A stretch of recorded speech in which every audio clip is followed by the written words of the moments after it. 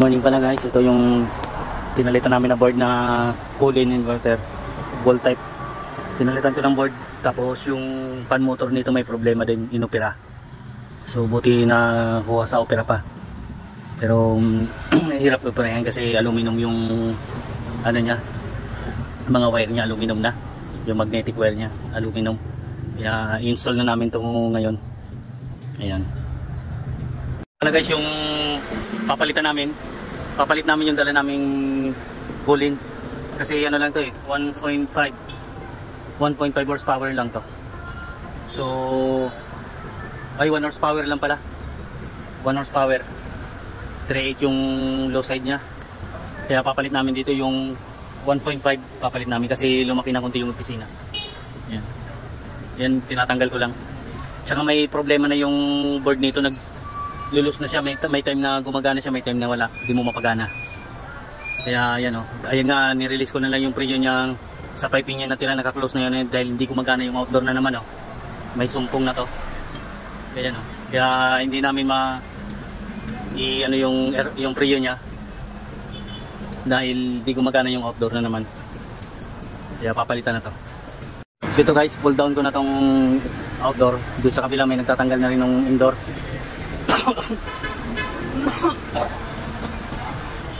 So bali palit lang kami ng unit dito. Palitan lang namin to. Kasi una-una nagluluko na rin yung board nito. May time na ayaw niya nang gumana yung outdoor.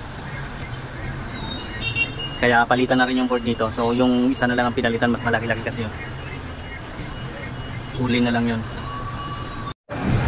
So ayan na guys, yung indoor tanggal na Okay na yung danan na ba? Baklas na yung indoor na. So ito guys, pull down na lang to.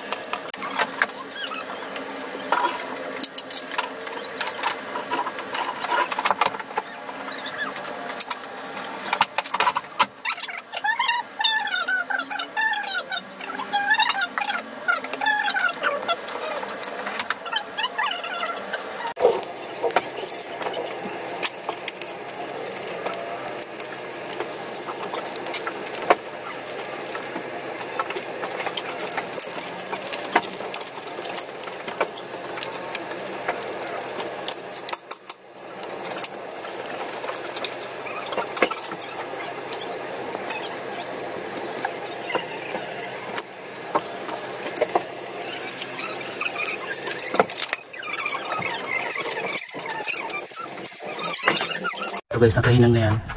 So nilagyan na rin ito ng freon para ma-testing kung may leak. Leak test ko lang siya.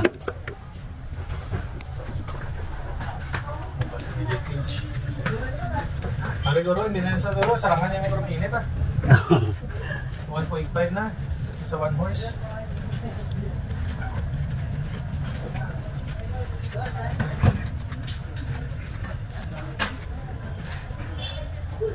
Okay na ba? Insulation na lang. So ayan guys, balutin na lang ng polythene tape. Ayun nero-roll yun na ni Cubs Boy Gerald. Tapos ito yung ano namin, piping, nakabalot na yun na insulation. Balutin ko na lang yun ng tapos tinisting na rin to. Ayan, tinitesting na yan. Opisina nga pala to, opisina ng grocery.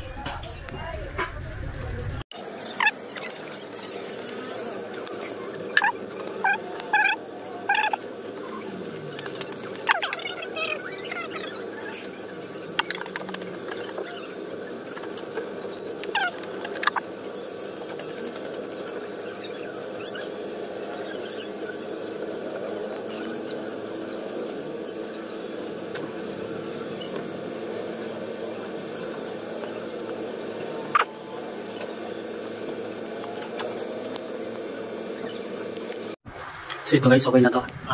Kanina namamatay lang kasi yung sensor niya. Yung sensor niya naka-open, nakalabas, natanggal sa lagayan.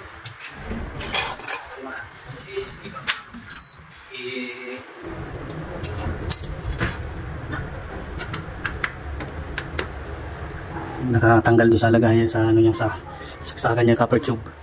Kaya namamatay siya 5 minutes yung outdoor. So chinek ko, dinouble check ko to. Nakakalas pala yung sensor. So yun, pero okay na to. Ngayon pinatay lang para maano ulit. So ayan, okay na to guys. Ayan, reset lang ulit. So ayan, okay na to.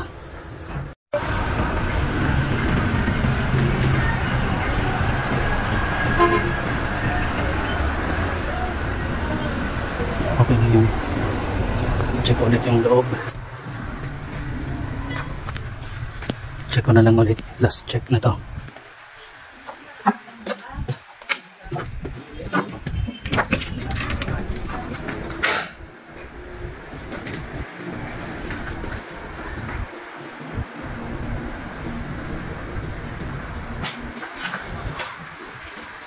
So ayan guys, okay na to. Ayan, okay na to. Sure na yan 100%. Ayan.